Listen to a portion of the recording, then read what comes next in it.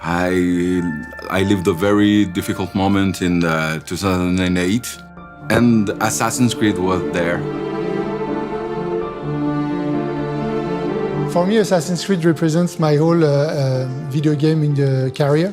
It's really like where I learned my job, where I grew in my job. That was really the game that showed to me, hey, you gotta step it up, but like you gotta move on from the PS2. And I fell in love ever since. Assassin's Creed, especially in those early days, showing people what could be done in this kind of broad open space. Just like climbing up things and just looking at this world and being like, oh wow, I've never done this in a video game before. You get to experience time periods you maybe heard about at school, but now you get to like experience it in a completely different way. It's not just a game, it has a philosophy behind it. It's a universe. It's not just a single setting in a single time, but it's different settings at different times. It's like a narrative universe that comes to life.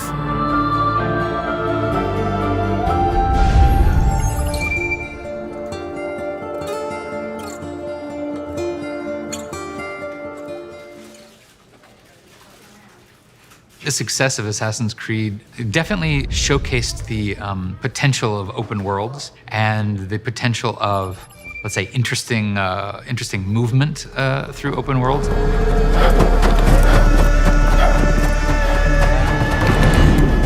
For Ubisoft, Assassin's Creed was very, very important because it was really the game that set the global company as a big leader of the industry. Especially the first Assassin's Creed games have a lot of features that open worlds since then from other companies have adopted. This is something very unique that literally, I think, drove Ubisoft's path for the last decade at least, showing that we could reach this level of ambition, basically. Guards! He's behind me! You have to stop him! Je suis entrée dans Assassin's Creed avec le 2. J'ai fait le 1 plus tard, donc je suis tout de suite tombée sur Ezio Auditore, dont je suis totalement tombée amoureuse, mais amoureuse au sens large, c'est-à-dire que j'ai trouvé le personnage vraiment super intéressant. Insieme per la vittoria! Insieme!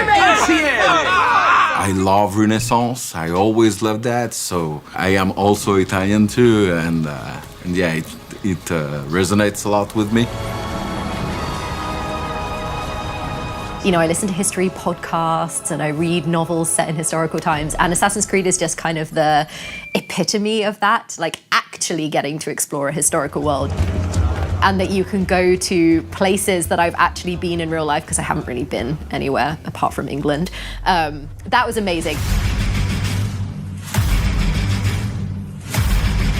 2017 was special for me because I just graduated and I was doing like YouTube on the side up until that point, but now it was really like, okay, what am I going to do with my life? And the coverage I was able to do on that game, and like I really fell in love with it, and making videos on it really solidified my chances as like a full-time YouTuber, and I've been doing it ever since. What I always loved about these games is that they are telling a story that goes through the ages, and at the same time the events happening in the past have consequences on the present day, on the modern day. So it's this connection through time that I was always interested in, especially in the first games. That's what started the fire of passion for these games. How does this work? Of course. Deep breath. The main ingredient something like that has to have is it needs to allow players to come in and almost create the story with us. In 2013, I started, along with a number of Italian friends, this fan project. It's called Access the Animus. It's dedicated to all the information about Assassin's Creed. You'll always be tied to it because of just how connected they've kept you in from the beginning, and because of the storyline and the lineage of each of the characters, where they've come from, their ancestors and stuff like that. Even when we don't have a new Assassin's Creed game coming out, fans can already start dreaming about what they'd like to see. They can start drawing pictures of assassins that they would like to see in different parts of history. Okay, the new Assassin's Creed game, where are we at? What's the timeline? How is this connected to the main people and stuff? We try to explain as much as we can to the other fans because it's a huge franchise with a lot of details.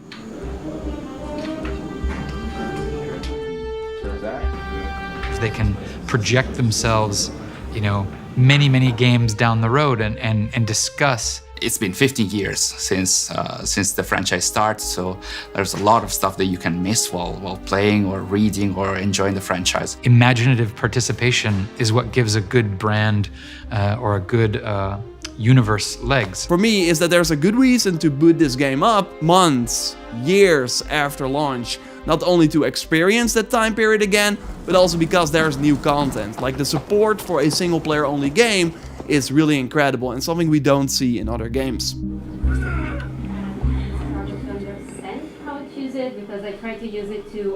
We need to, at the same time, please the fans, but also give reasons for newcomers to join the community. When you first open the box and this brown box, you see this logo that has appeared recently. Yeah, you have the letter that... It was a crazy letter. Like these boxes that have been sent to the mentors, they always have a letter and then different goodies.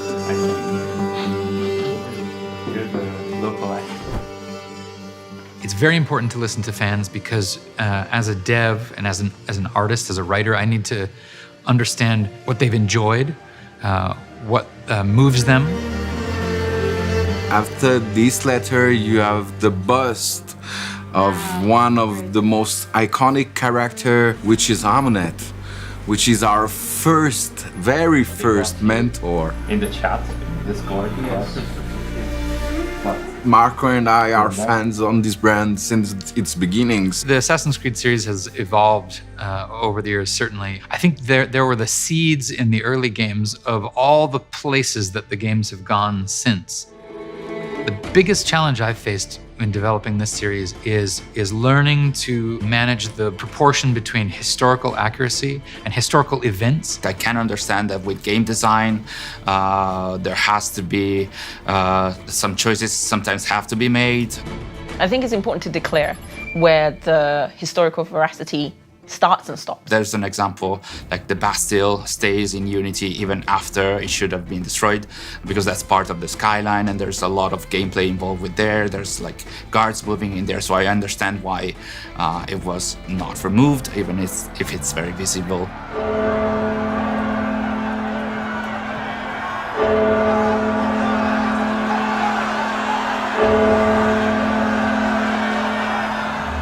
Assassin's Creed is important for the industry and was important at the time, especially because it helped show that we could have a very good mix between playfulness, having a challenging adventure, etc., and also a very serious, if not mature, setting. En tout cas, les Assassin's Creed n'ont pas vocation à être des cours d'histoire. Je suis pas là pour retourner à l'école. By the time I got to Black Flag, I understood that telling a story was far more important than really just making sure that all the history was accurately represented. Here, in a world without gold, we might have been heroes.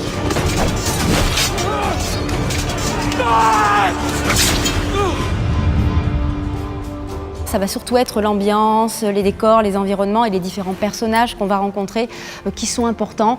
Après, que ce soit pas exactement comme ça s'est passé dans la vraie vie, ça me dérange pas. Ce qui va compter pour moi, c'est le plaisir du gameplay, la liberté, la découverte.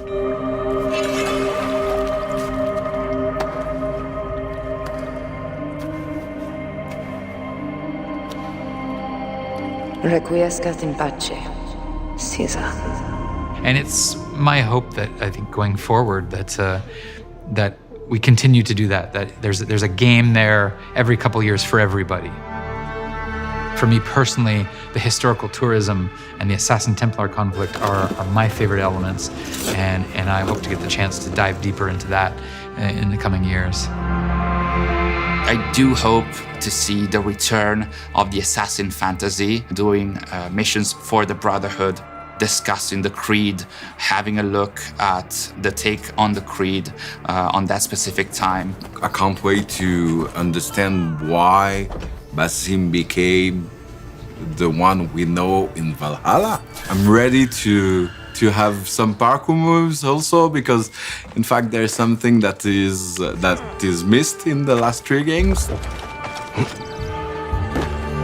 The beauty of Assassin's Creed, it's built in such a way that it can continue to evolve, respecting what has been said, but bringing new ideas, new stories, new concepts. And so I think that the future is very bright for Assassin's Creed. Il y a des jeux comme ça qui ont marqué l'histoire, il y en a quelques-unes, mais il n'y en a pas tant que ça, qui sont encore là aujourd'hui, après tant de temps.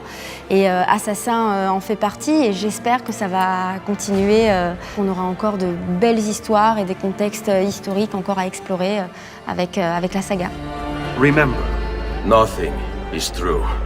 Where other men are limited by morality or law, remember, everything is permitted. We work in the dark to serve the light. We are assassins. Nothing is true. Everything is permitted.